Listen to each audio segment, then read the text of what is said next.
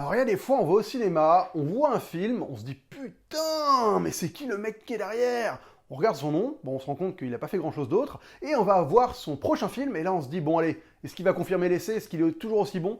Et en fait, on se rend compte qu'on a vraiment découvert un futur très très grand cinéaste. Bonjour à tous, et oui, aujourd'hui je vais parler de Madré, le dernier film de Sorogoyen, j'ai oublié son prénom, Rodrigo Sorogoyen, donc réalisateur espagnol, dont Madré est le troisième film. Donc son film d'avant c'était El Reino, dont j'avais fait une critique à l'époque et qui était quand même un film qui était très impressionnant en termes de mise en scène, vraiment une vraie patte.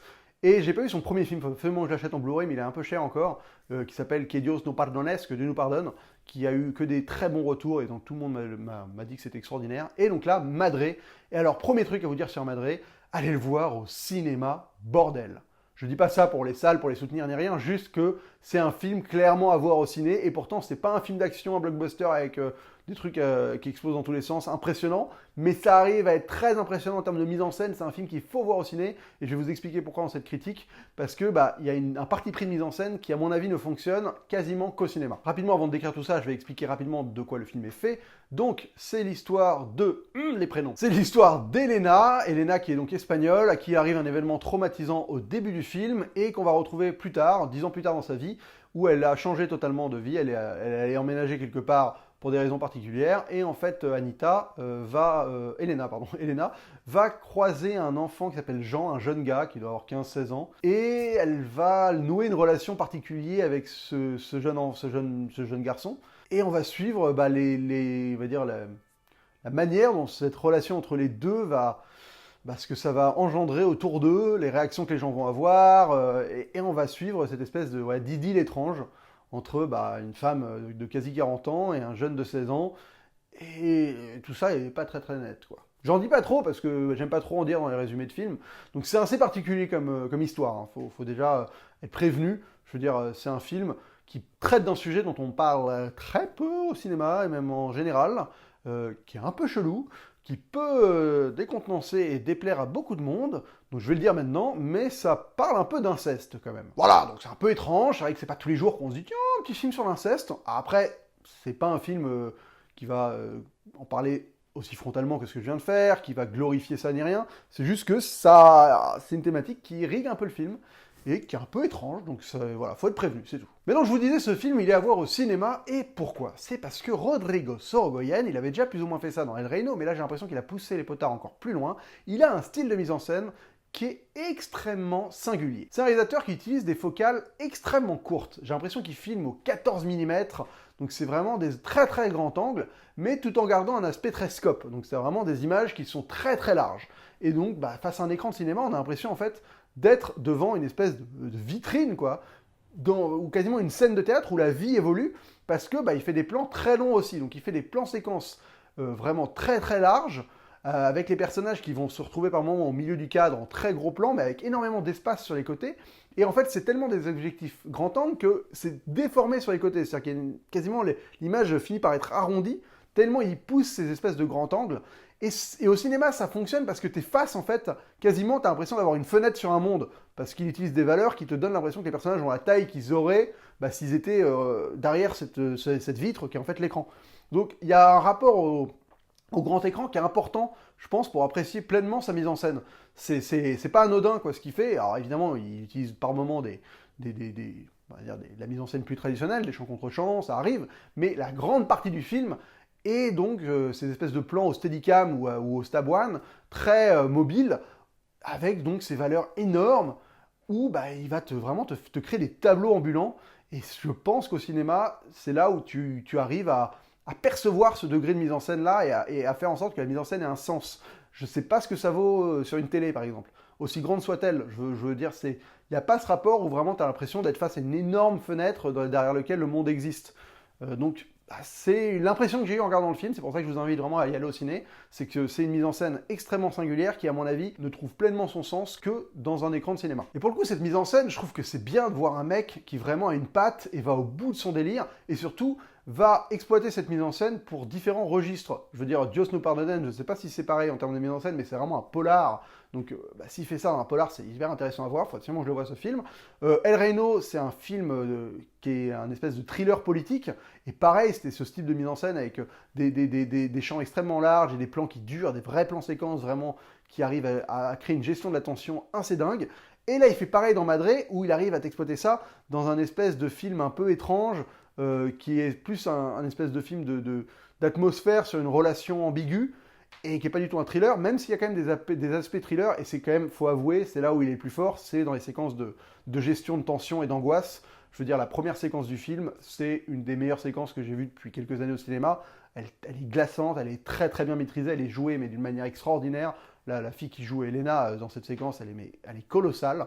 Voilà, c'est vraiment une séquence mais magistrale sur le hors-champ, sur la manière dont tu arrives à raconter quelque chose d'ultra fort avec un minimum d'effets et juste avec cette mise en scène qui te laisse le temps, qui te laisse l'espace, qui te permet de te plonger pleinement dans une atmosphère et de tout capter sans avoir besoin d'en faire trop. Enfin, c'est vraiment, je trouve ça extraordinaire comme mise en scène.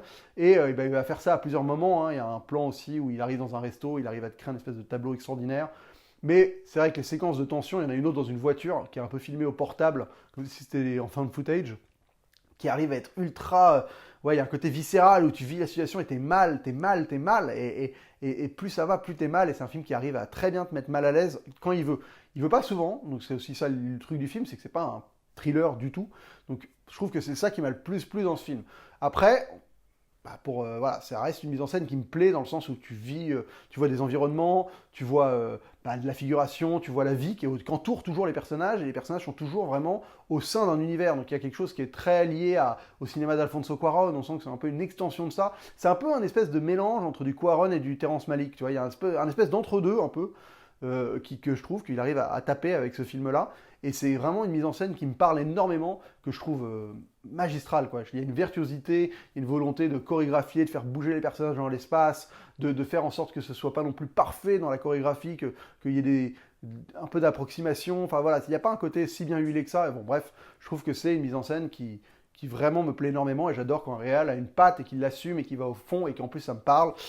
Déjà, là-dessus, j'ai vécu une très belle expérience de cinéma, rien que pour ça. Après, il y a des trucs qui m'ont pas plu. Il y a le personnage de Jean, qui est un jeune enfant français, et qui, pour le coup, m'a pas trop parlé, quoi. Je trouve qu'il joue pas très très bien, et qu'il y a une espèce d'asymétrie entre elle, qui joue vraiment très très bien, donc Elena, et Jean, qui joue pas terrible. En plus, vu qu'il parle dans ma langue, il y a un côté où je sens qu'il n'est pas dirigé peut-être à 100% de ses capacités. Enfin, c'est toujours pareil quand les directeurs étrangers dirigent les acteurs dans une autre langue. Alors je sais pas si Sorogoyen parle français couramment, mais j'ai senti qu'il n'était pas, voilà, qu'il n'était pas aussi bon que la personne qu'il avait en face de lui, qui elle est extraordinaire. Et donc ça m'a un peu sorti de l'histoire, et c'est vrai que c'est ultra important d'être touché par ça pour vraiment apprécier le film. Et le problème, c'est qu'il y a aussi l'autre réticence, c'est que c'est le sujet, quoi. C'est-à-dire que le sujet, il est quand même chelou sévère. Et pour trouver ça touchant, faut l'accepter, quoi. Et j'avoue que j'ai eu du mal.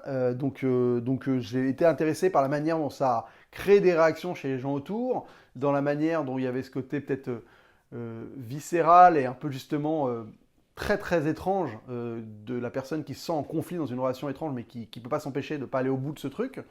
Mais j'ai pas réussi à la trouver touchante. Enfin voilà, c'est ça un peu la limite que j'ai eue. C'est intéressant parce que ça m'a vraiment mis en face de choses auxquelles je ne me questionne jamais. Ça m'a mis en face de sentiments que j'éprouve très très peu, des choses avec lesquelles j'ai pas l'habitude d'interagir en fait. Mais ça a aussi sa limite, c'est que il y a des moments où je peux pas non plus me lancer et ressentir tout ce qu'ils veulent me faire ressentir, parce qu'il y a quand même voilà, ce côté incestueux est une bonne barrière que j'ai du mal à franchir. Même si, le film n'est pas sur l'inceste totalement, mais bon, c'est un peu ce sur quoi ça tourne, et c'est un peu étrange. Voilà, donc c'est quand même une limite du film que je pourrais pas... voilà, qui m'a laissé un peu dehors, forcément. Pour le coup, le film se passe beaucoup en France, ça se passe vers Saint-Jean-de-Luz, enfin voilà, sur la côte basque, et je connais pas du tout ce lieu en vrai, mais encore une fois, je disais le cinéma français, les paysages, tout ça, entre le Ozon et celui-là, waouh, celui-là, il arrive à te magnifier les endroits, c'est dinguissime, la plage, elle est extraordinairement bien filmée, quoi. C'est vrai que cette plage, elle te paraît infinie, énorme. Il arrive à te montrer le gigantisme de cet endroit et à la fois la violence des vagues. Enfin, il y a vraiment, il arrive à faire de ce lieu un truc ultra important dans le film. Et c'est pas quelque chose d'anodin. Et je trouve ça assez fort. Et de toute façon, enfin voilà, en fait, c'est troublant de voir un film dont la forme m'a totalement conquise, mais dans le fond et le propos m'a totalement dérangé. Et j'ai pas réussi à être totalement dedans, quoi. Donc c'est très paradoxal comme expérience. Et moi j'ai réussi à apprécier ce film parce que je me suis vraiment concentré sur la forme et c'est quelque chose qui m'a fasciné. Mais j'avoue que voilà, je peux pas pleinement recommander en disant c'est le meilleur film de l'année ou quoi que ce soit. Non, c'est potentiellement un des films les mieux réalisés ou en tout cas avec une réalisation qui m'a le plus intéressé ces derniers mois ou même peut-être cette année. Mais après, dans ce que ça a raconté, je peux pas te dire c'est extraordinaire, ça m'a totalement conquis. Non. Donc voilà, il y a une espèce de paradoxe entre le fond et la forme qui fait que j'adore la forme et je suis pas fan du fond. Mais en tout cas, si vous devez voir ce film, essayez d'aller voir au Cinoche parce que franchement, cette mise en scène, à mon avis, elle perd tout son intérêt sur un écran qui est plus petit qu'un mur, quoi. Vraiment, faut le voir sur un écran énorme parce qu'il y a cette échelle qui est très importante à prendre en compte. Je vais rapidement parler en mode spoiler pour essayer de détailler cette histoire d'inceste parce que j'ai pas envie que mes propos soient si mal interprétés que ça. Donc évidemment, je suis conscient que c'est pas un inceste, que c'est un espèce de transfert étrange. Mais je veux dire, le principe de l'inceste, il rigue tout le film. Enfin, c'est une fille qui trouve un espèce de fils de substitution parce qu'elle a perdu le sien. Et le fils, lui, il a aucun lien avec cette femme, donc il est juste amoureux d'elle, quoi. Enfin, il développe cette espèce d'amour étrange. Et elle va plus ou moins se laisser embarquer là-dedans. Donc voilà, donc c'est quand même une relation, même si elle trouve un enfant de substitution, il y a cette espèce de lien amoureux charnel, un peu incestueux qui existe, quoi. Et la fin du film, c'est supposé justement être l'apothéose et te montrer, ouais, alors, amour est trop fort, machin.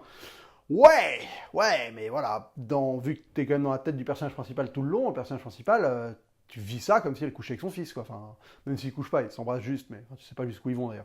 Mais voilà, c'est là où je dis que clairement ça parle d'inceste, c'est que pour moi, dans ma tête, j'ai assimilé ce gamin à son fils pour elle. Même si ça l'est pas, dans le sang, il n'y a pas d'inceste, c'est plus un inceste, tu vois, je veux dire métaphorique quasiment. Mais c'est pour ça que ça m'a un peu dérangé et que j'ai pas réussi à voir la beauté de ce dernier baiser. Je n'y vois pas de beauté parce que malheureusement dans ma tête ça fait juste genre non, inceste, inceste, inceste, inceste. Voilà, après peut-être que je suis trop extrême vis-à-vis de mon truc et que j'interprète trop fort le truc et qu'en effet, non, au final, c'est pas un inceste. Après, je trouve ça très intéressant d'avoir cette relation où tu rencontres quelqu'un qui va te faire potentiellement aller mieux, te faire passer à autre chose, parce qu'à la fin, elle arrive à rappeler son ex-mari, donc ça veut dire qu'elle arrive à passer un peu à autre chose, parce que elle aura vécu quelque chose de très fort avec un substitut de son fils, quoi. Enfin, c'est à mon avis, psychanalytiquement parlant, c'est très très intéressant à analyser, mais il faut justement accepter une part très particulière de notre psyché et de fait que tu dois, voilà, que pour remplacer ce qu'on a perdu, tu dois peut-être aller très loin dans ta psyché pour réussir à aller quasiment aller au bout de retrouver ce que tu as perdu pour le vivre pleinement et enfin pouvoir passer à autre chose. Enfin, un peu confus tout ça, mais voilà, c'est pour ça que l'inceste m'a un peu freiné, mais après j'ai réussi à apprécier la manière dont il enrichissait cette espèce de conflit interne qu'elle a et d'espèce de tourment perpétuel. Putain, mais merde, quoi, t'as perdu ton fils. Et en plus, tu l'as perdu dans des conditions atrocissimes.